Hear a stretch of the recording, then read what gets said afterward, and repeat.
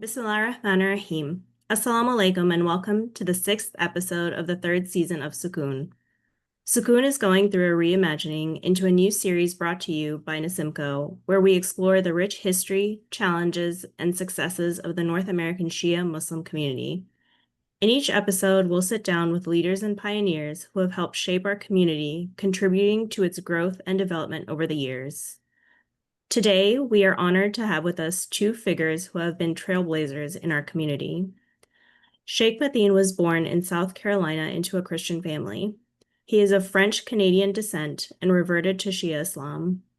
He studied Quranic Arabic, independently studied religious texts, and eventually began formal seminary training at the Imam Ali Center in Springfield, Virginia, and later in Najaf and Karbala. He received his imama from Ayatollah Madarasi. He holds a certificate from Harvard University in Islamic Studies and is an author of nearly 20 books on Shia theology, history, narrations, and ethics, such as The Mystery of the Shia. He co-founded the nonprofit Second Chance Books, which sends Islamic books into prisons to support education and spiritual development among incarcerated individuals. He also has been active in producing documentaries, lectures, and online classes. He is currently residing in Turkey, where he serves as a resident scholar for the local community while continuing his other work. He is also a representative of Marja Ayatollah Saed Muhammad Taqi Madarasi and has been teaching at Imam Sadiq Hoza and engaging in youth, adult classes, Friday lectures, and majalis. Sayyid Ali Kulayni was born into a Sunni family and raised in New York City and converted to Shia Islam during his teenage years. He studied at the Hoza Imam Institute in the U.S. and also in the city of Karbala, Iraq. He has served as a resident scholar in various Islamic centers across the U.S., including Tampa, Florida, and Charlotte, North Carolina. He has authored books and numerous articles on topics like ijtihad, prayer practices, and enjoying right and forbidding wrong. He is also a wakil of Sayyid Muhammad Taqi Madarasi. He is also involved with a nonprofit organization, Second Chance Books, along with being a founder of Household Publications. Salam, Sheikh Saed and Sheikh Mateen. Thank you for joining us today. Salam rahmatullah. Today, we're talking about faith in action, how belief inspires service, goodness, and transformation in today's world. So I'd like to start with something personal. What's one life experience or turning point that has most shaped how you understand faith and your role in serving others? Tafadhal, Sheikhna, go ahead. Bismillahirrahmanirrahim. Well, one of the things that happened to me as how can I say, as a young man that's following the Jafri school of thought or Shiism, is that when I wasn't able to get my questions answered, because of that, it made me start to research more and wanted to go out to be able to fix this problem. In other words, not having children like me to have that same type of situation go on. Yeah. So it made me, how can I say, want to go out and study more to be able to help people like me. I'm second generation Muslim, born in the West. Our questions, our situations are different than someone who was raised in the East or Asia, whatever it may be, like our parents. Is different. They have different questions and have different answers. So me noticing that, it changed how I see things about life, and felt that it was definitely a need for someone or somebody to be able to answer my questions. So that was one of the pivotal moments in my life, noticing that I had a lot of questions and they need to be answered, and there was no one there to really help me. So I had to figure out a way to be able to help myself and help others. This happened at a young man. Now it's different, of course, alhamdulillah. But that was one of the things as a teenager, you have to think. I was a teenager, 16 years old. It was like the 80s, early 90s. I get out of high school, 1991. So these times, they didn't have a lot of choices where I could find a way to help me. You know, Yeah. everybody was new to America. Shiism was perfectly new, but it wasn't new. It was here, but it was amongst the non-English speaking people. Because I even remember going to places that all the centers were Farsi, Urdu. Yeah. You know, to the fact that I understood Urdu, you know. Yeah. So, that's what it was. It was just my teenage years, just trying to be a youth, trying to practice my religion and having a lot of questions. That was the pivotal moment what made me start to think differently. Yeah. And I think that's what shaped me as now an adult, in life. Yeah. And you couldn't really chat GPT or answer the questions in it. And the craziest thing too, also that I remember if you was to finally get to the Sheikh, Yeah. because a lot of times as a youth, you try to get to the Sheikh and uncle or auntie come out of nowhere, shoo, and drag them away. And you Yeah. standing there like What happened? what happened? So if you do get a question answered, you Yeah. know, it was never the answer you needed. It's not when I mean answer you needed, it's figure out it like this. They couldn't relate at that moment because, like I said, how we grew up in the West is different than how they grew up here. A lot of the questions they was more shocked to hear. Like it's Yeah. like it's like you're like looking at you like no, looking at you like you crazy, but no, you're like, yeah, this is really happening. Yeah. Yeah. I really have this problem. Can you help me? But Yeah. alhamdulillah, I'm glad that things have came a long way, and inshallah, it will move even further than what it have came from. So Inshallah. uh, Inshallah. That's a that's good answer. Sheikh Mateen, do you have any moments that really formed you? Well, growing up, I had a lot of friends that died, and either they threw their life away, went to prison for a long time, or they either did. I met a friend I knew from high school like a few years ago, and they were telling me, "Oh, so many people died." I knew a lot that died, but I was like, "Who?" And they were like, "I don't even want to tell you. It's just too much." Either Yeah. whatever, drugs, car accidents, under the influence, gangs, guns, going to prison, whatever it is. So, that was happening when I was younger too. And I just said, I got to get it together because I don't want to be in this cycle. I'm already in the cycle. I need to break out of the cycle. So I was like, if I keep going on the same track, that could be me. I could be dead or I could be in jail for the rest of my life. And I was like, Wow.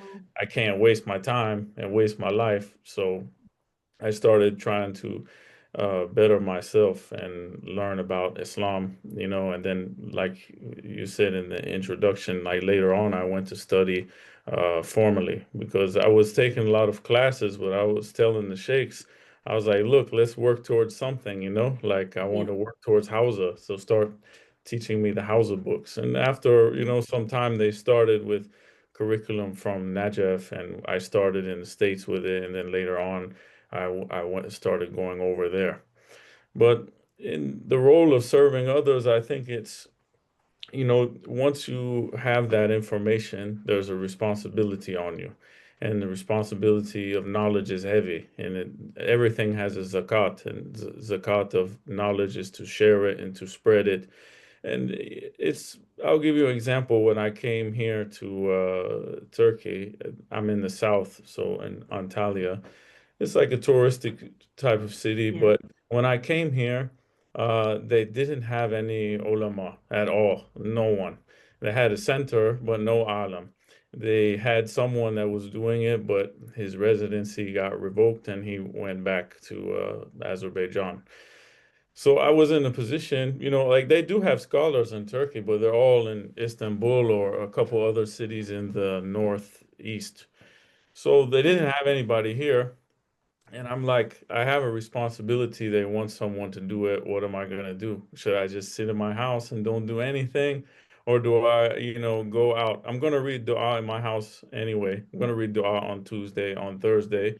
So I'll just go to the center and read it and build up, dua tawassul, dua komel, okay, Friday, let's go. I'll go and do Juma. Or we have a Walada to Shahadat. I'll just go and I'll go to center and I'll do it. And alhamdulillah, for the past few years, I've been doing that at the center here because we have a responsibility. It's not about like, okay, some people think maybe some scholars should only go speak if they give you money or something like this or hadia. And then, I've recently seen people say, oh, like scholars for dollars because they need to put an amount of something that they need to Yeah. get in order to get invited. But my teacher always told me it's not good to ask for stuff. If Yeah. someone gives you something as a gift, okay, alhamdulillah. If they don't, alhamdulillah. Because your barakat will come from some other places. It might not be money, it may come in some other way. And it's real interesting. I'll say it quickly, but me and Sheikh Saed were with Sheikh Mohammed. Unfortunately, he couldn't make it, but we were in Kuwait together, and he was telling me about this. Oh, your money will come from somewhere else. Your risk will come from somewhere else. It might not be money or something like this. And he kept telling us, "Let's go to Umrah. We're so close. We're like next door." And I was like, "Man, I want to, Sheikh, but I don't have any money to go to Umrah." Yeah. And Sheikh Saeed too. We were like, money is tight, so we're like, we don't Yeah. have any money. We want to go, but I don't know how we're gonna go. So I just kept not really answering him about it, being vague. And then one day we went to visit some scholar for in his masjid for salat, and afterwards the Sayyid was like, "Oh, Sheikh, here, take this. I want to give you something." And he gave me an envelope. I was like, "No, Sayyid, I don't want. I didn't ask." He was like, Mm. "Maybe take it." When I opened it, when I got back to the hotel room, it was the exact cost that we needed for Umrah. It was like three Wow. hundred Mashallah. something No, dollars. Sheikh, no. Sheikh Baka went over there for Salat, and Yeah, he gave Sheikh Baka the envelopes for us. yeah, yeah, yeah, yeah. Yeah.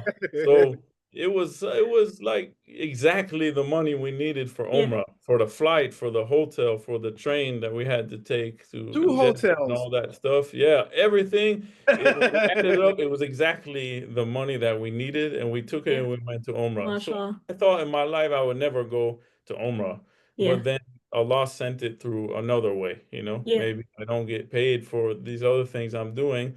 But Yeah. I'm doing them anyway because I have responsibility, but Allah sends it another way. And I was able to go to Umrah. Yeah. It's amazing how Allah sent you exactly what you needed.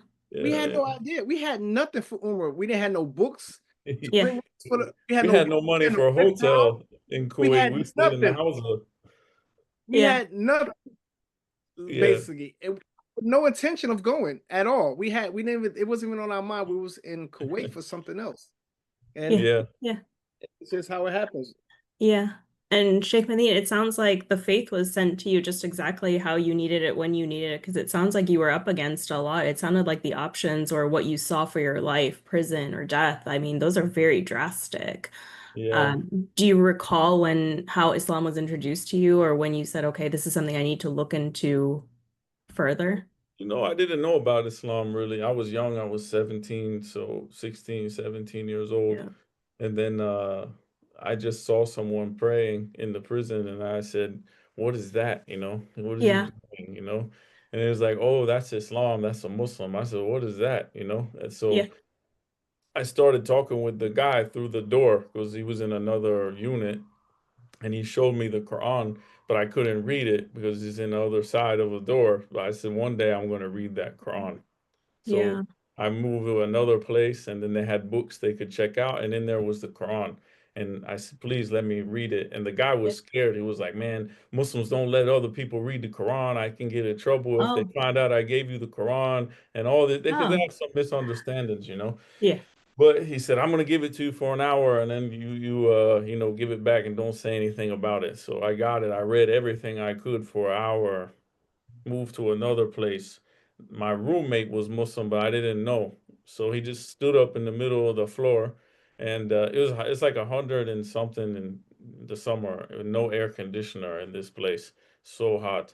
So the guy, is washing his face and his arms. I was like, he's cooling off. It's really hot. And he just stood in the middle of the floor and was like, Allahu Akbar, Allahu Yeah. Akbar. I was like, whoa, what's going on, Yeah. I just sat down and then I saw him pray. He didn't say anything. He didn't even turn around to me or anything. He just went and prayed. I said, oh, he's Muslim. So I said, okay. And I asked him tons of questions.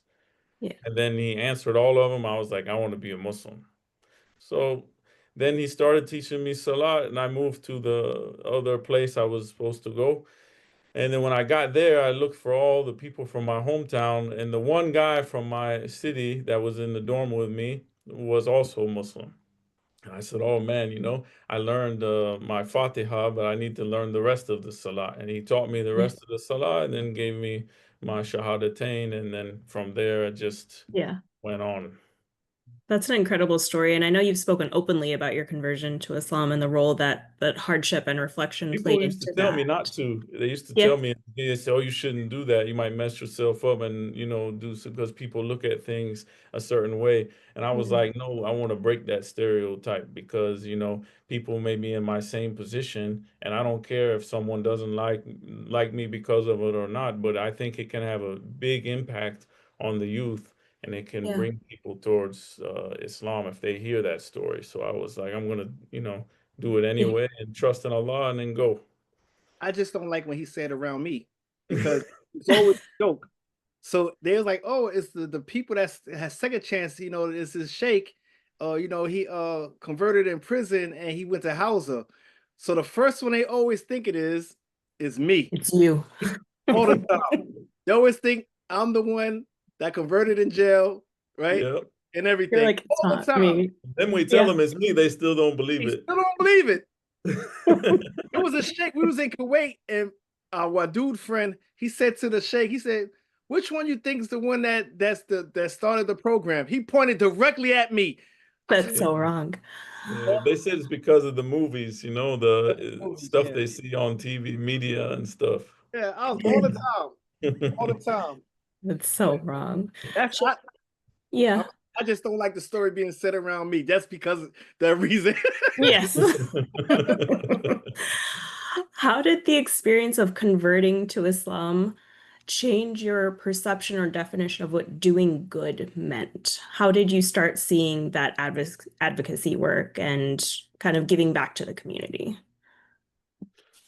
Well, like Sheikh said also that he didn't see anyone who looked like him with a mama that could relate to him. And that's one of Oh, the Keith. good things too also. But when I thought about doing good, I thought about there's this ayat in Surah Yunus, it's ayat 22 and 23, but paraphrasing it says that basically there was this guy on this boat and he got caught in the storm. And then the waves were coming from all different sides. So he called out on Allah to save him. And he said, if you save me, I get to the land, I'll be thankful to you. I'll be grateful to you. But when he got to the land, he said he was in like an open transgressor and went right back to the stuff he was doing. And I saw it all the time. I would see people going through hardships and they would pray, please save me from this. I'll never, do it again. Get me out of the prison, help me get Yeah. parole. And then they Yeah. get home and they go back to doing the same thing again with the same people and drugs and drinking. And I'm like, it just kept Yeah. going in my mind, this guy on this boat. And I said, I can't be like that guy on the boat. I have to go back and do something good. And all these people I'm leaving behind, they need someone. Because when you go home and you do good, no one hears about it. But when you go home and you do bad, everybody knows. Everyone knows. Everyone knows. So, I Yeah. mean, it's applicable in life too. People go through hardships all the time and they call on Allah and do Mhm. ziyarat, ashura for 40 days and Yeah. all these other amal. And as soon as Allah relieves them from the thing, they forget all about it. And I said, we just can't do that. We have to, give back to the people, do good, and Allah blesses you with something you should want for your brother, what you want for yourself. And brothers were telling me, I can never go home, so I have a life sentence. So at least just tell me what it feels like to go in the masjid and pray. But we have masjids, we don't go pray. We have Hosseiniya was like, I go, I don't go. Yeah. So I started writing back to those people and telling them, hey, I went to Ziyarat. Here's some pictures. I prayed for you. I did this. I went to this place. And I'm always trying to send pictures to the people I left behind in South Yeah. Carolina. Or when we go, we pray and do Ziyarat Niyaba for the people in Second Chance that can't go to Ziyarat. And the brothers were telling me that, it gives them hope that one day they can come home. And we had a brother that came home and he went to Ziyarat Erbain. He was in our program, and he said, Oh, "Man, he made a video about it. He was like, man, I'm in this shrine right now, and I remember seeing, Sheikh Mateen come from the same place I'm from, and then he went to this shrine, and it made me feel like I could go." So to me, that's uh, giving back, doing good, because that's all we have in our life. We have to do something good. A sheikh told me in Karbala something that stuck with me this last time we went a month or so ago. He was telling me that the hadith or riwayat that says Imam Ali alayhi salam says the one whose 2 days is the same is a loser, because you should never stay in the same place. You should always be doing better. And he said, think about the businessman. If he's not making any sales in his business, he feels sick. He feels sad. He's looking at his product, wondering if it's going to move or not. He's looking at his bank account, if it's going to move or not. And he doesn't feel ease until stuff starts going good in his business. He said we yeah. should be like that in our daily life with our amal, all the good things we do. We shouldn't feel ease or rest unless we've done something good, something better than yesterday. And Yeah. it's really a beautiful way to look at life. How can I be Yeah. better today, better than I was yesterday? Yeah. That is a great way of thinking about it. Sheikh Said, you grew up in New York City and then found your way to Shia Islam. What drew you in, and what do you wish people understood about the spiritual courage it takes to follow that calling? What drew me to Shiism is I had an older brother that became Shia in the early 70s. Oh, Yeah. So, because of him becoming Shia in the early 70s, when I was about 16 years old, 17 years old, he brought Shiism to me. The one thing about converting from one thing to the next is that you was always thinking that the other way was the correct way. And to find out that the way that you was practicing wasn't the surefire correct way. yeah. Now, my situation was different. It's not like other people. Some people might have lost friends, they might have lost family members. Yeah. It didn't happen that way. I remember my mother, when I told her about me, changing, she said, "You still Muslim, right?" I said, "Yeah." She said, "Okay, whatever." So, so yeah, my situation is different than other people. She was just like, "Okay, whatever." Yeah. The spiritual aspect about when I became Shia, I noticed that the prayer was different for me. Like when I was praying as a Sunni, it wasn't as involved as how it is as me being Shia. Mm. People don't realize that the difference you find in Shiism, especially in the prayer, we have du'as just about in everywhere. We have Mm. du'as before we start the prayer. We have du'as while we end the prayer. We have du'as when we're in ruku. We have du'as while we're in sujood. We have du'as when we're coming out of ruku. We have Yeah. all these different du'as. And I'm not just, and that's not just Canute. We got du'as before we recite Tashahhud. We have all this spirituality, all these du'as that make the prayer feel fuller than it felt. So I remember one of the spiritual things in which I noticed is that when I finally learned how to pray the way of the Shia, how I felt afterwards. It was a feeling that I never had previously when I was praying the other way. What was the question again? Because I get to talking and my mind dazes off. We were talking about the spiritual courage it takes to change your path. So maybe it was something that you didn't face since your older brother had already well, converted, he but well, well, it was yeah. different back then because I remember him telling me the stories that a lot of Iranian students came to him and they asked him, like, who know you more, your family, or your friends? And to him, that was something that was like, well, my family know me more than my friends because your family know the intricate things about you. They know who you really are compared to your friends. Your friends only know the certain amount of things about you, but it's something Yeah. that only your family members would know. So he said he got to thinking about it and said, wow, yeah, it is the family. So he said, then they start to come at him about following the family of Rasulullah. Mm. So when he came towards me with it, I always had some type of, like, how can I say it? Doubts with my beliefs.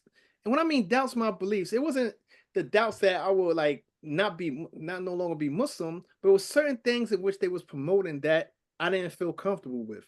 And it was weird. One of the things was that everywhere I looked, they always spoke about the Quran and Sunnah, but I never seen it in a book. I saw it on plaques. I saw the one on the minbar talk about it, but I never seen it on plaques. Another thing is which I couldn't hardly grasp was divine creed and predestination. That everything is caught of Allah. It was predestined. So if I was a murderer, killer, or everything, it was predestined.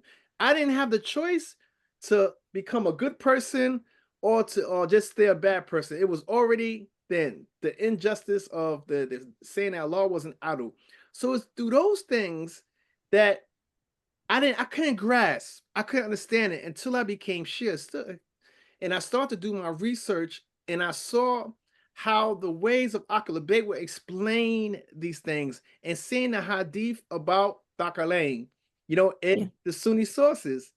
So my spiritual journey was that because of being how can I say introduced to Shiism from my older brother, then doing my research and finding about all the beliefs of Shiism in the books of the other school would draw me even more closer and made me want to dig even deeper.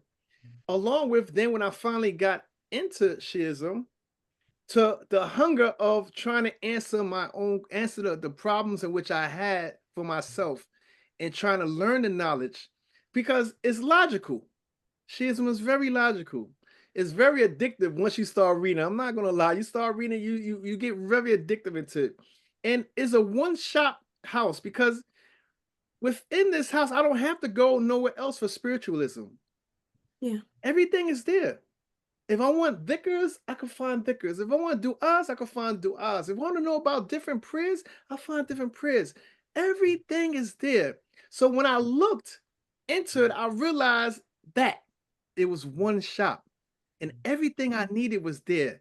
I didn't have to follow a Sufi tariqa to become spiritual, right? Yeah. I didn't have to do this to do that. It was all there.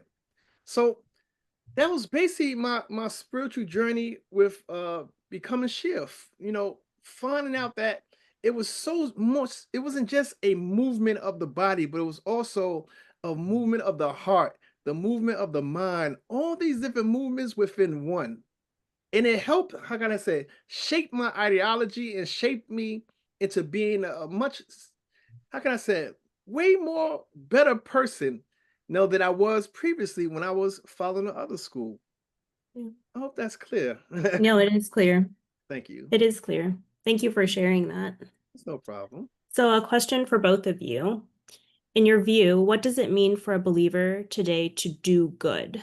How do we make sure our good deeds are rooted in sincere faith and not just social trends or emotion?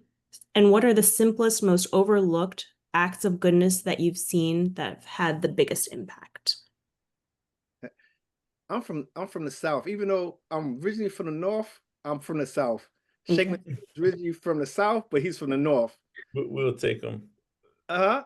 We'll Yeah. take. We'll, So my we'll etiquette claim is you. Southern. So one of the things in which I see that's overlooked by people is a smile. People don't smile. Smile is tzedakah. A smile can, how can I say, make other people happy, even though they're gloomy. One of the things in which I notice is that people, say the question again. I lost my chain of thought. You gotta understand, I'm an old man, so I'm sure you're not old. I was asking just how do we make sure that our good deeds are rooted in the best of intentions instead of just the social media post, for example? And okay, that's a good question. See, we're in a time now that everybody's looking to be, how can I say, get recognition from others. Yeah. This is the problem. When you look at the recognition that you may get for others will only last as long as they give it to you, then you should know that when you do stuff to be recognized by them is no benefit. Now, whatever a person do, they do it for the pleasure of Allah. They should do it for the pleasure of Allah, to seek nearness to Allah Azza. Our attention all the time when we pray, we say Karbantan el Allah. I seek nearness to Allah. Yeah. We keep that in our mind that we want to do things to seek nearness to Allah Azza, then we shouldn't go wrong. We shouldn't try to, in other words, impress others. We find an example of, they said that one time Allah Azza told the gatekeeper of hell not to burn certain parts of these people. So he said, do not burn the tongue of these people because they used to recite Quran. Do not scald the face of these people because they used to make evolution. Do not burn the feet of these people because they used to walk to the masjid. So the keeper of the hellfire said, so, oh evil ones, what got you into the hellfire? Said we did things to be recognized by others. Yeah. See, the thing is, when we do things to be recognized by others, we'll only get benefit from them. And that benefit will only last as long as they give it to us. But when we do things for the pleasure of Allah, we get nearness of Allah, and we get the thawab for doing it, because now we're not doing it to be seen by others. We see the example of Ahlul Bayt. They used to give charity, but no one knew they gave charity until they was deceased. You may find that some of them had rope marks in their arm for carrying the stuff, because they understood that by doing these acts and by no one knowing that you're doing this act, it is more beneficial in the eyes of Allah Azza than saying, oh, look at me, look at what I'm doing, look at this, look at that, look at this. No. So as human beings, we have to try to get the recognition from the one who recognizes all, Allah. Not from the one who just recognized you, which is the human being. Yeah. It's like the human being can only give you but so much, right? It's like a person, he said, you know what? I'm going to go to the masjid because this person, I want to get something from this person. So I go to the masjid, I make wudu, I start to pray, I act holy as thou, as they said. But my intention is to act holy because the person in which I want to get the money from, he or she is a very religious person. Yeah. So even though my intention might have been to pray, but my prayer is not correct, because the whole intention is not to pray to seek nearness of Allah Azza, is to pray to seek closeness to this person so I can get some benefit. Yeah. So our intentions have to be solely for Allah, but not only that, our intentions have to stay that way, because sometimes our intentions may start out that way and we may mix a little bit here, mix a little bit there, and so on and so forth. Yeah. This is not correct. The thing we have to understand too as human beings is that sinning draws us closer to the shaitan and away from Allah Azza. Sinning becomes sweeter as you continue to sin. Yeah. And to the point that the shaitan put in your mind that, oh, you in this bad state, you know, Allah will never accept you if you repent. And you continue to sin. You continue to go down that road. You continue to fall victim of those whispers. Now the sin does not be considered a sin. Now you see it as nothing wrong with it. The best thing for us to do is to stay away from the sin. Stay away from trying to please others and only please Allah. And do things that is going to help us get closer to Allah Azza. So it's like when we do things for our parents, but they're different. This is an example, right? We do things to please our parents. We should do things to please Allah, not to please man, because our results are not going to be something that's going to be beneficial for us in the hereafter. It may only be a little benefit in this world. And Allah Azza did not create us to live in this world forever. He created us to live in the hereafter forever. So we have to send our deeds ahead of us by doing good and not mix our intentions with anyone else but Allah. Manala, that's a great answer. Oh, thank you. Hear that, Sheikh Mateen? Great answer. Mashallah, mashallah. To Sheikh Mateen, your Second Chance Books project brings faith and education to incarcerated people. What have those experiences taught you about the transformative power of belief in the most unlikely of places? That's a good Well, question. you know, Allah can shine his light or the light of knowledge in any place, you know. So a lot of times people have the misconception that only these type of people should be believers and these type of people, you know, they don't deserve to have belief, for example. But Rasulullah sallallahu alaihi wa wasn't like that. You know, he accepted people who were former slaves like Bilal. He accepted people from all different, you know, foreigners. He had friends like Salman and all types of different people from different races and ethnicities, you know. So the Islam is for everybody. It's not just for one group of people. And we see that, for example, in the prison, well, like the work we're doing. You see, Nabi Yusuf alayhi salam, he also taught those people in the prison, you know? So we have examples from this that our prophets cared about those people who were in prison. And also, I was reading a riwayat the other day, and it was talking about how Imam Sadiq alayhi salam was thinking about some other people that were in the prison at that time, and he would cry for them. It's showing that he cared about those people who were in the prison system, you know, because they were suffering. That's what we have to be like. We have to have care for each other. They say if one part of the body hurts, the whole body should feel it, you know. So, but a lot of times when it comes to us, someone's hurting, we leave them on the side until they get better. We only do deal with them when they're good, and we don't want to deal with them when they're going through bad times. But the light of Islam can shine anywhere. It doesn't, you know, it doesn't only go for those affluent people. I remember Saed Mudarrisi was telling us a story about a student of his in one of the Islamic countries. Anyway, he got imprisoned, not because of a crime or something, but maybe because of his faith or something like this. And while he was in that prison, he used that time, and this scholar taught a lot of people in the prison. And he said that he taught one of the guys to the level where he gave him the amama in the prison, you know? And I was like, Oh, wow, really?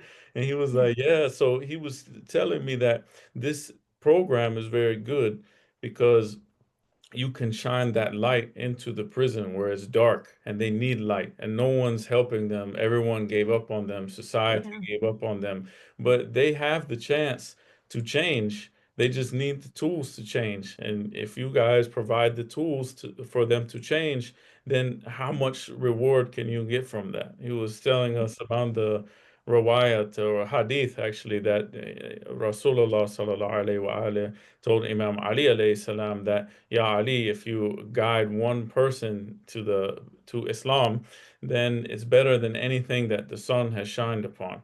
So just even if it's just one person, you know, so it can go anywhere, you know. Yeah.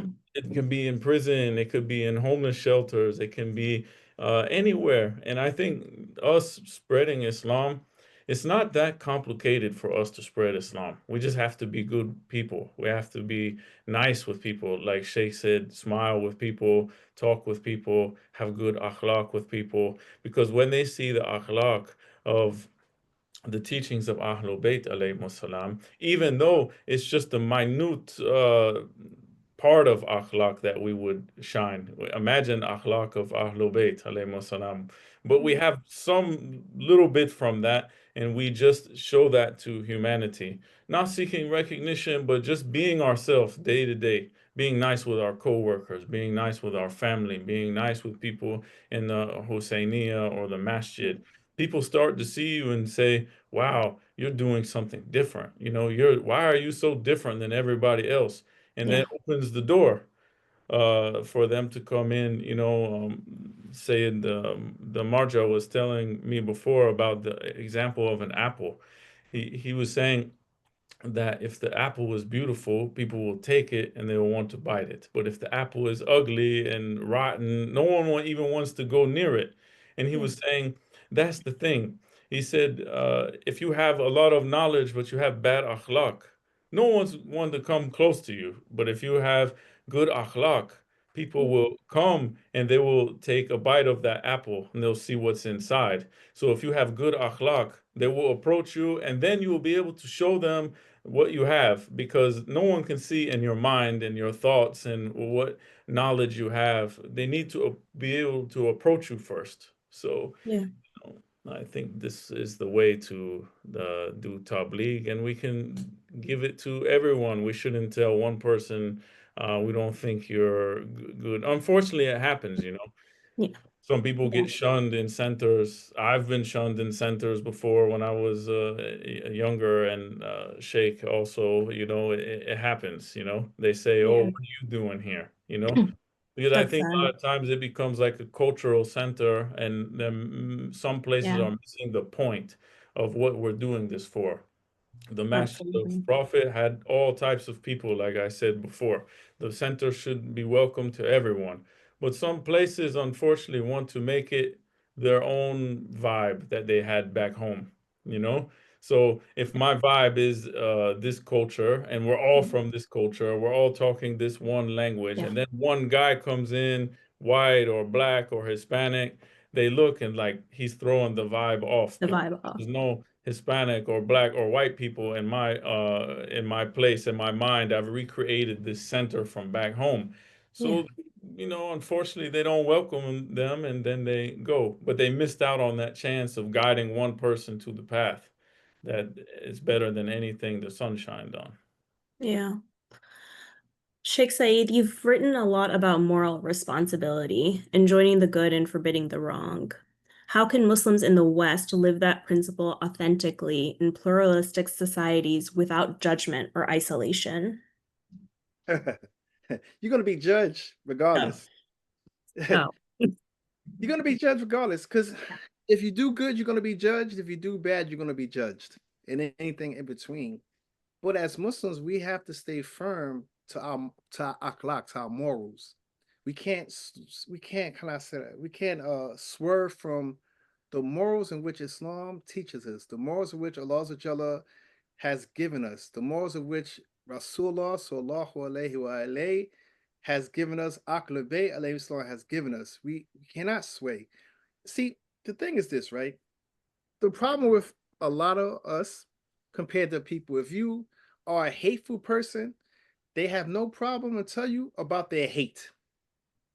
yeah, Yes, I hate him. I hate him. I hate him. Yes, I hate national television.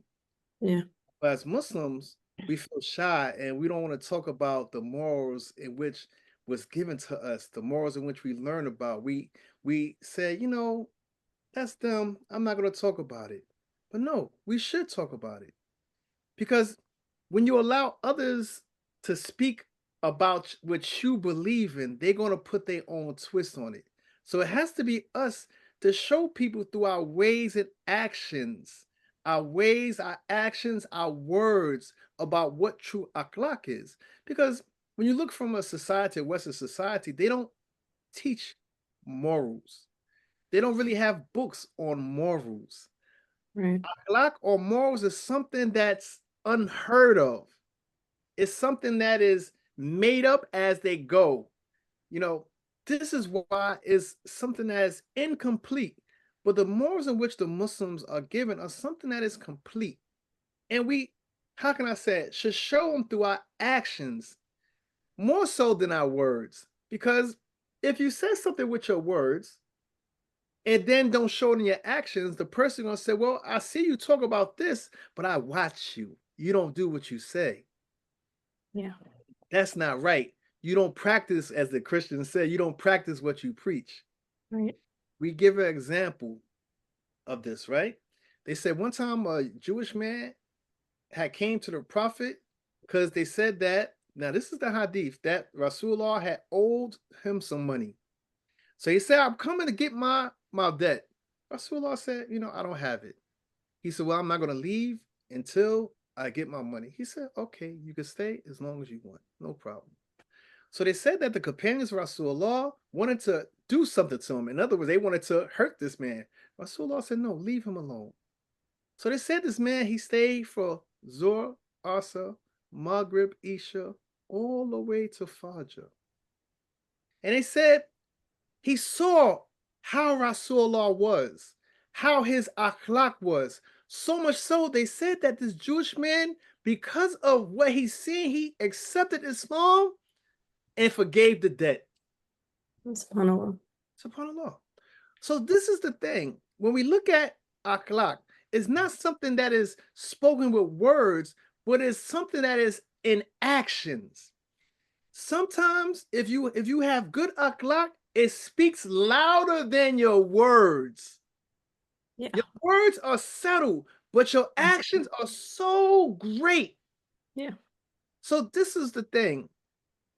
I realized when I was studying Hausa a long time ago that I focused on Islamic law at first. But I said, wait a minute. If I focus on Islamic law and my akhlaq is bad, it doesn't matter what I would know. Because akhlaq is something that purifies the soul, purifies the heart. It makes a person compassionate. It makes a person give a person empathy. It gives a person humanity. It gives a person all these things that the society around us lacks. It lacks. Yeah. So we need akhlaq. And when we see something is wrong, we have to at least speak out against it. If we don't speak out against it, we fight it with our hands. If we can't fight it with our hands, we hate it with our hearts. But we have to stand firm on our morals, on our akhlaq. And we should not swerve away to the right, swerve away to the left, but stay on that sirat, that path. Yeah. Because akhlaq is very important. The thing is, people want to study everything else. They want to study everything else, but they never study about purifying their self. Allah tells us in the Quran to purify yourself. We see this in Surah Shams and many surahs where Allah He tells us to purify ourselves, to make us better. See, what it is that man is at the animal level. We at the animal level. And then we trying to get ourselves up, and then now we get to the level of being a human being. But no, that's not good. Allah has given us the level that we could be as a spiritual being, to the point that our spirituality through our akhlaq is far greater than that of the angels. But man, he likes to be at the animal level, because this is where he follows his or her own desires and live in the reckless, unmoralistic way of life. And this is not what Allah wants for his creation. He wants us to be all the way up here with the akhlaq. If that was the case, he would never have sent us Rasulullah. He said that he is the best. He has the best of characters. Why Allah sent us the one with the best of characters? So we too can find that. It's almost like this is a poetry, like a poem from Saadi, right? Poem from Saadi, they teach this, right? It's poem from Saadi. He said, I have been with the Ambrose for such a long time that people think I'm an Ambrose, but I'm just a piece of wood, basically. That he has been around that for so long and adapted that ways of that Ambrose that people think that he is an Ambrose. So Allah has given us the Rasulullah, has given us akhlaq bait, and if we hold to their teachings, it would be though we would have the akhlaq like them. Yeah. We're not going to be them, but we will learn, take from them, and have that good akhlaq like them. So the best thing for us to do is don't worry about what people are going to say to you or what they're going to think. They're going to hate you and love you, and they're going to hate you and love you at the same time. Yeah. It's like me and Sheikh Mateen. I got a love-hate for this guy, right? Every time he called me, even though I called him first, he called me back. I said, "What you calling me for?" He said, "You just called me. I ain't call you." But let Pray for somebody me. talk bad about him. Oh. So, Those are excellent reminders regarding akhlaq because sometimes it's so basic, but sometimes we just forget it, that it's so simple, but it's the most important thing. most important, most important. Yeah. Let me tell you something. Akhlaq is what brings people closer to us. That's it. Nothing else. Oh. Nothing So, else. so for both of you, as you've been doing this outreach work, what do you each of you think is the biggest obstacle that you have faced, and what keeps you motivated in spite of those obstacles? Sheikh? Well, it's kind of what I was saying earlier, is that a lot of people have a lack of interest of spreading Islam. They don't really care about doing tabligh. They don't. I've been to so many centers, but you never see people taking Shahadatain. It's very rare that someone comes in and says, I want to embrace Islam. You see it here and there. But if you compare it to other groups, like I used to have a driving route that I did when I was younger, and I would stop and pray in this masjid, was a Sunni masjid in DC. And every week after the Jummah, it would be 10 to 15 young guys, ages 12 to 20 maybe, accept Islam every Friday on the regular. Then I went to, you can go to other centers, Shia centers. Everyone could just ask themselves, how many people have I seen take their Shahada? Maybe no one, maybe one, maybe two, but these places are bringing people into Islam because they care about doing tabligh. And we have the best teachings of Ahlul Bayt alayhi salam.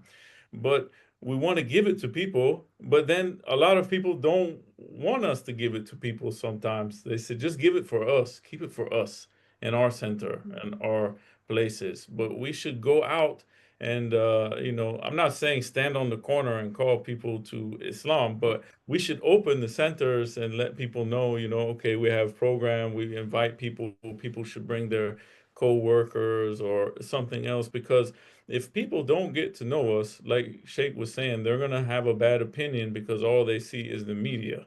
So we need to reach people on a different level where people say, I heard bad stuff about Islam, blah, blah, blah. And the non-Muslim will say, no, my friend, uh, Sister Fatima, she's good. We go out for coffee. And one of the sisters says, I don't think they're like that. Or other brother says, oh, I work with a guy named Muhammad. He's great.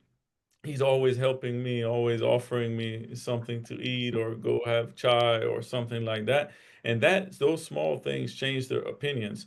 But if the problem is, if people don't want them to come, when you can invite people to Islam, but the centers need to be ready. That's the obstacle I see, is the centers aren't prepared. Majority of Yeah. them are not prepared. I'm not speaking absolute terms. Some are, but in the majority, they're not ready for people to come, and they don't have a plan for when people come, and they don't know what to do. So they either don't say anything or just stare at them. And what I tell the people in the centers when I go, I say, look, you need to have a plan. When someone comes to your center and they leave, what thing should they think about that they experienced to make them want to come back? What kind of experience did they have? Did they have a bad experience? Did they have a good experience? You should make their experience nice and welcoming. Sit with them, tell them what's going on. Imagine someone comes in Muharram, they don't know what's going on. They see people crying, the lights went out, no one's explaining it to them. They don't have any idea who even these people are that we're mourning. So there needs to be some plan. And what I've faced in the past is some people don't want that plan, but Mm. some do. I mean, for example, here in Turkey, we go out in the park, the one of the biggest parks they have in the city, and we have big banners for Eid al-Gadir, and we have a program outside, and we bring food, and we have a microphone, and someone gives a talk. I'll talk in English, someone else talk in Turkish, and a lot of people are coming over and sitting and enjoying it. So people will come, but we have to open up to them and not stay so isolated. Yeah, yeah, it's true. This is a common problem within our masajids. What brought the idea of Second Chance, the books initiative? Like, where did this idea come from, and what made you say, okay, I really want to put some time and energy and money into something like this? Well, if someone didn't send me books, I wouldn't be where I'm at now, I needed someone thought about me and cared enough about me to send me books. A lot of,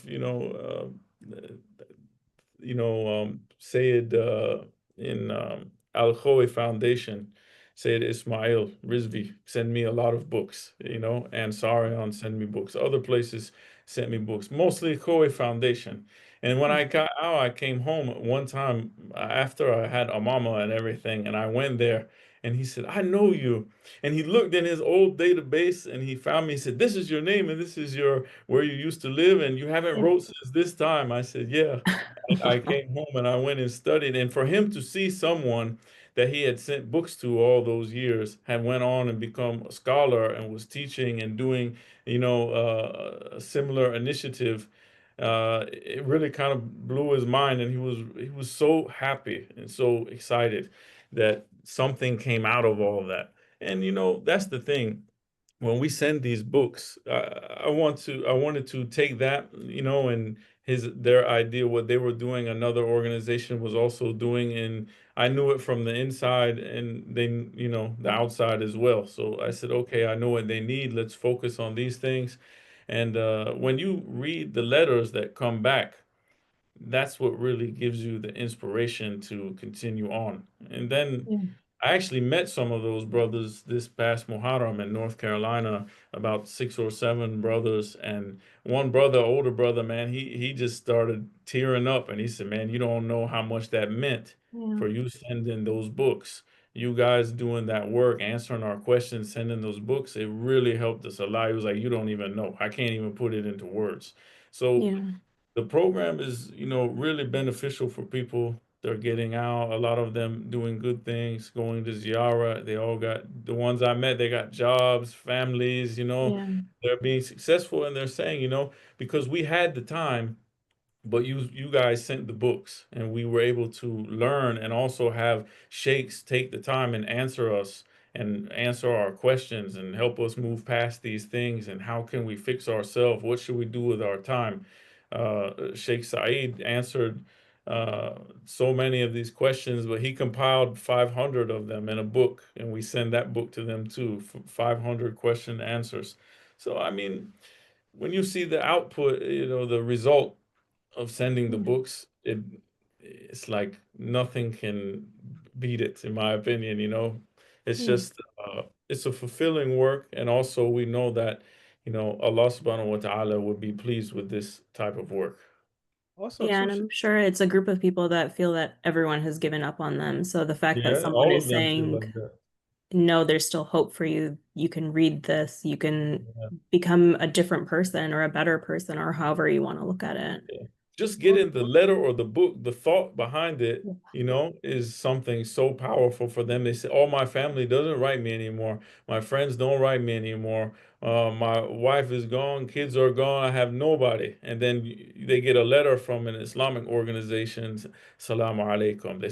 Just that means so much because you thought about me, and you remember me. I feel like I'm connected to the community on the outside." also Sheikh Mateen didn't talk about it, but it don't stay. The books don't stay. The teachings don't stay in the prison. It goes out of the prison as well. It goes into their families, and also their families going to their friends. Example, Sheikh Mateen, we was in Kuwait, and it was a brother that's been in the program for many years, and he gave dawah to basically his wife, his children, all of them. He converted. I ended up meeting his wife and children because I ended up had to do the janazah for one of his sons. But the fact is, with him being in jail for 20 years, it's over 20 years now, he was able to convert his family, and his family converted this one brother, right? We was in Kuwait minding our business. Well, I was, Sheikh Mateen wasn't. And it was this one brother that was converted from the family of that brother that was in our program that he converted. How can I say it right? The brother that was in our program that converted his family converted this brother. And we see Yeah. it in Kuwait. What are the odds? Subhanallah. What we do, it don't stay in the prison. It goes out of the prisons. They And made a movie about one of them brothers that was in our yeah, program too recently, about he donated to over God. there to Philistine, donated some money. They made a movie about he took his whole Okay. paycheck. It's like $17 and some change. They named the movie after his donation Our amount. program. Oh yeah. And I we think I've didn't heard of it. we didn't say He was nothing. part of because, Second Chance too. He was part of Second Chance. So Yeah. this is the thing. You know, it helps the people. It helps the people. You know, Yeah. it definitely helps the people, you know, and we do, like you said, like Sheikh said, we do keep in contact with the ones who contact us when they come home. And we still send books to those people that come home. So Yeah. Yeah. Yeah, we extended our reach to when they come home to continue on the same way, and also and to converts or people, new converts or people who are interested in learning about Islam. We send to homeless shelters, we send to chaplains, we send all. It's a lot bigger than just inside the prison. I mean, sometimes we send books to other countries. We've sent books to Jamaica, send books to Colombia or other Latin countries. So Yeah. we're Oh, that's expanding. amazing. So Sheikh Saeed, you've studied in both the West and also in Karbala. What do you think is the biggest challenge that scholars face when bringing classical teachings into a modern context? actually, I studied also in Iran before I studied in Iraq. So Okay. yeah, after my study, I never put that down. I always put just America and Iraq. Well, the hardest thing really a lot of times is that trying to get the book information into a practical practice, you know, because everything is not black and white. Sometimes there's some gray areas. And it's up to you to be able to try to put these, how can I say it? You have to ask 5 questions before you answer one question sometimes, just so you could be able to get the correct answer to the people. Because it's very difficult if you're not experienced and you're just coming out of the house, you know, you don't know how to do things. Example, one of my Sheikh friends, I remember when I was in Qom a long time ago, he was telling me he's a Sheikh too, big Sheikh. I'm not going to say his name. I haven't talked to him in many years. So he said one time he went to Africa to lecture. So there was like someone passed away. They was like, man, subhanAllah, Sheikh, no, we happy you here. Somebody died due to janaza. He like, He's like, look, man, I never did a janaza before. I read it in the book, but I never did it before. I don't know how to do it. I just only know from the book. Wow. Another time we was in Najaf studying and we was taking a class or a recitation class. And when we was telling the Said that in America, the sheikhs or the West, the sheikhs, we are morticians, we're imams, you know, we're marriage counselors, we everything under the sun. He looked at us like we was crazy. He's you know, not only on that, we khatibs, we everything. Sometimes Usually they just do one thing, usually like one or something, you know. Yeah. I'm a lecturer, someone else is a teacher, someone else is a something, you know, like this way. But us, we have to be everything. We have to learn to adapt. We have to learn to be able to answer the questions in a way that that's palatable to the person. And sometimes it's almost like the Rawaya from Akla Bait. They said that they will answer a question in many different ways until the person will be able to understand. So they will answer it in the ability of that person.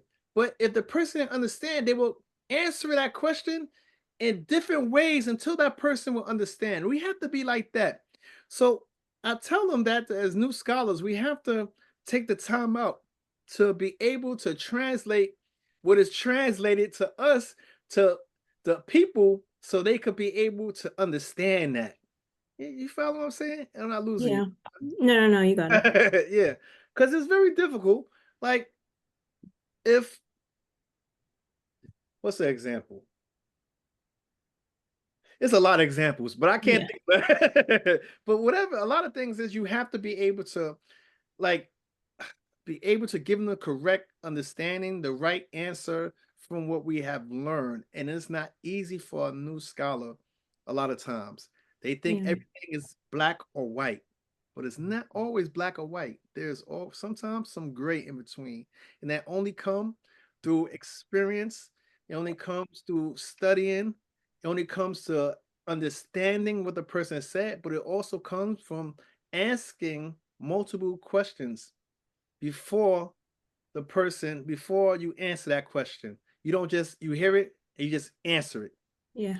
Simple. Oh, okay, but what about this? Or what about that? Or what about this? What about that? But okay, now I understand. Well, if it's this case, then it's this.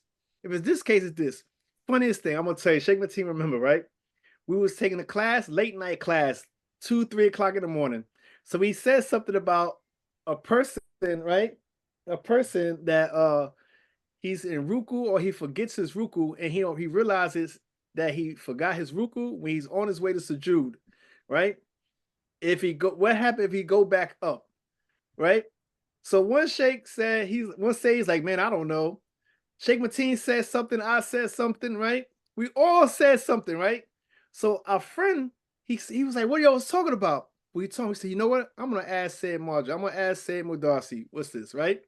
Let's just put it like this. We all was wrong, right? Not only were we wrong, we was totally wrong, right? We all had our reasons, but he had the reason to trump all the other reasons. You know what I mean? And he It had was like three reasons to interesting. trump the reasons. Yeah, Three. yeah. It was three of us, and we had different reasons, but he had three. And we was like, wow. So this is sometimes what happened to us is that we go off of things and we may give the person the wrong answer thinking that is correct, right? For instance, I remember my teacher told me one time it was a lady that came to a scholar and he asked her, she said, oh, Sheikna, how do you make wudu? So he showed her and he did like this over his amama. Yeah. Said for 20 years, she wiped over her hijab. Oh no. Instead of just removing his and go like this, Yeah. I know. She's like, well, he wiped over his amama, so it should be no problem for me to wipe over my hijab. If Mm. only. Yeah. Only, right? Yeah. But my thing is this is that through experience, you will know that let me remove my amama. Yeah. Because she might Yeah. not have the same understanding as me. Yeah. So this is what happens with experience. This is what happens when you're able to translate what is difficult into something that is easy. This is what happened when a person has that understanding when he knows. Like he was supposed to say, you know, I'm not, you don't wipe over your mama, right? Yeah. Yeah. You know, that's what he's supposed to say, but he didn't. So it's hard. It takes time, you know. Yeah. But some people feel that they could jump off the fence and just answer, you know. Yeah. Remember that I think you were with me, Sheikh, where someone was telling us about there was this Ayatollah in this village, and he used to take a really long time to answer stuff. But then there was a young scholar that came to that village, and he would answer very quickly. Yeah, I So was with you. they I was said that young scholar knows more than the old one, but it's not really the case because the old one, he sees all the different possibilities that could be, and he needs to think about all the possibilities. Where the young new Mhm. one, he only saw, like Sheikh said, black or white, one or two ways. That's it. So he would just be like yes or no. yeah, And Yeah. that's what a lot of times the people will answer because they are ashamed to look bad. So they will say something, but Yeah. they can give someone the wrong ruling and they never see that person again. One of my teachers used to say, he would say, I'm so afraid to answer a question for someone and give them the wrong rule. And then I'm looking for them for 20 years. I never find them. And I used to ask him stuff and get frustrated because it would be in a room full of sheikhs, and I would ask my teacher, Sheikh, what's the case with this thing, if it's this way or that way? And he would ignore me, and he would just like act like I didn't talk to him and just kind of like look around like this, turn his head like this Yeah. or like that. And I would say, Sheikh, I'd ask him again, and he would just flat out ignore me. And and then later I said, Sheikh, you heard me ask you something, right? He said, oh, Mateen, I wanted to give the other scholars in the room the chance to answer that question. I wasn't ignoring you, but I wasn't quite so certain of my answer. And I did it. He'd always say, I don't want to take the fatwa out of my pocket and give it to you, like just make it out of nowhere and give you something. Yeah. And I wasn't certain. So Yeah. he said, maybe those other scholars were more certain and they could have answered you. But now they didn't answer you, so I'll go find out and I'll come back to you. Yeah. And No, I that's what we heard have for to do. years. I heard, yeah, for many years I heard that people went to like different marja'iyah and they asked a question and the marja said, "Hand me that book right there." It'd be his Risala. He looked at the Risala. He said, oh yeah, this is the answer. So Yeah. there it is. Someone that's on that level, you know, and they themselves is also making sure that they're giving you the correct answer. We should be more conscious in giving an answer. We Mm. should just give the answer without making sure we get all the information that we need to give them the correct answer. But that only comes with experience. Experience. Yeah. It's the Experience. wisdom of experience. Yeah, the experience is something. Yeah, it's true. Sheikh Mateen, you've earned recognition both from traditional seminaries and academic programs like at Harvard. How can scholarship remain spiritually grounded while embracing intellectual diversity? He had One to more time. because he's Yeah. not intellectual. Trust me, I know him real well. Poor guy. Pray for me, please. That's what I got to deal with every day.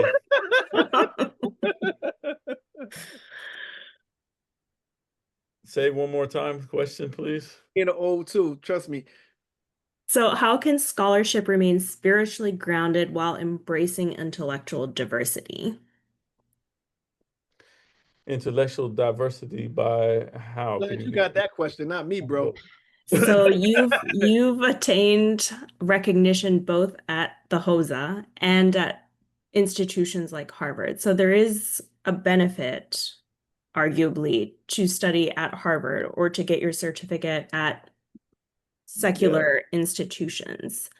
Do you yeah. think there is something to be gained from that and Uh, still remain spiritually grounded?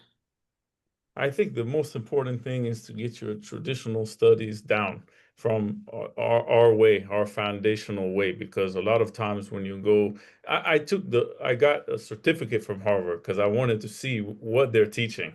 How are they doing it? What are they talking about? So I don't have like the degree, but I took some courses to just see what they're doing. And if they were talking bad about Shia, for example, or something like this, Yeah. alhamdulillah, it was good. It wasn't anything like bad. But the thing is, if someone only goes towards the intellectual side, but they reject the traditional books that we have from our ulama from the past, Sheikh Tusi, Sheikh Saduq, Sheikh al-Kulayni, all these Sheikh al-Mufid, all these great scholars and many more that we have, and they neglect those books, their foundation isn't put together right, and they don't have the worldviews grounded in the teachings of Quran, the ahadith of Prophet, and riwayat of Ahlul Bayt. They need to have a good ground foundation first, Mhm. and then they can go into these other institutes because it is needed, but the person shouldn't get lost in that intellectual, institute and then start Yeah. changing their worldview and start saying, because if your worldview is shaped only by the intellectual institute, they've already formed an idea in their mind. And then when Islam brings the idea, they say, I don't think so because I think this way. They're already shaped in this way, where our molding should take place by Quran and Hadith and Sunnah of Rasulullah sallallahu alaihi wa alaihi. So if someone has that and they go into the institute and they study and they learn, I know some brothers that did it and they're very intellectual. They became professors in universities and they know our traditions, so they can put a good light to it and they can tell people. Because like one of my teachers went to one of these universities, George Mason maybe, and he was taking Islamic classes. And he already had 10 or plus years in the Hausa. And he would argue with the teacher all the time because the teacher was giving a Salafi, Wahhabi point of view. And he didn't know that his student in that class was an alim from Iran that has, like, 10 plus years Hausa studies. And he was ripping him apart. And eventually, with logic and Quran, Hadith, grammatical structures of verses, he was ripping this teacher apart every time he could. And eventually they put him out of the class Oh, because they're like, I can't do anything with you. Like I don't yeah. like that you're proving me wrong every time. I went and studied and I have a degree and you're proving wrong my Islam that I believe in. So he just told the people to take him out of the class. Yeah, So we need people from our way that can go into these places and give the right version of Islam to the university students. So I think it absolutely. is important. Yeah. Sheikh Saeed, many listeners want to live their faith more deeply but don't know where to start. What's one small but meaningful habit you'd recommend for someone who wants to do good more intentionally this week? I will go with my Uncle Yusuf, where he used to tell us. He would tell us to keep our prayer on time. Mm. To pray on time. Okay. We find ourselves something as little, well, Salat is not little, but not keeping our prayer on time. We're always delaying our prayer to the last moment until we went from wanting to pray to have to pray. How can Yeah. we do anything else if we cannot, how can I say, keep our prayer at the right time in the earliest point? We I remember I was looking at this it was a Arabic TV station, right? And the guy was looking at football, and then the dawn came on. He was so upset Yeah. because now he has to stop looking at football. So he got up, he prayed, he went through the prayer, but when he went back to sit down, he jumped in the air, his legs crossed, and he fell back into the position in which he was in. Because to him, the most important thing was the soccer and not the prayer. Yeah.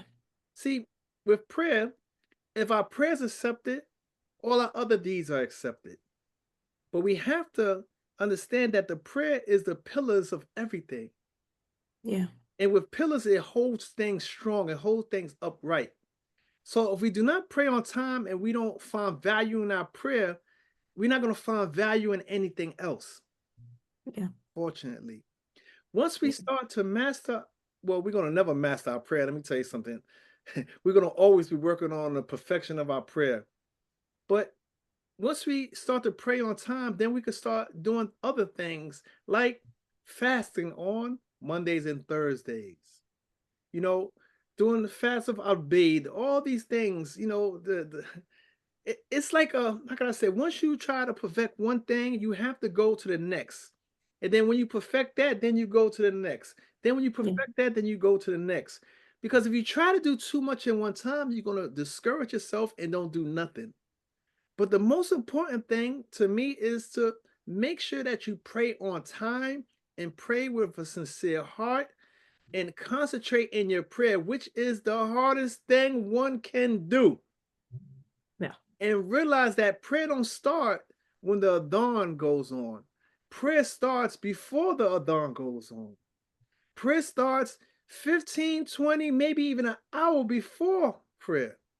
They said that Said Souther, that before prayer, he used to sit and get his mind right or relax his body so that when he go into prayer, he would be wholeheartedly into his prayer.